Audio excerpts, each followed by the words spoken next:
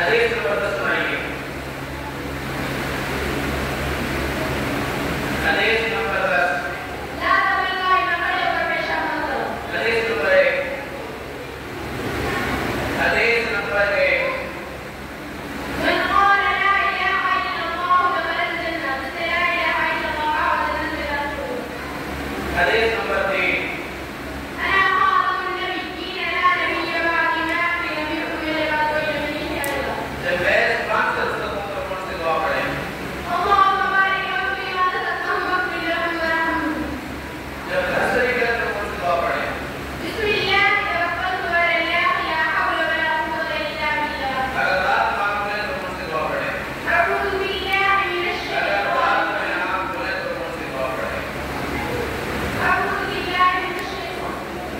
الحمد لله رب العالمين. جائیے. یاسمین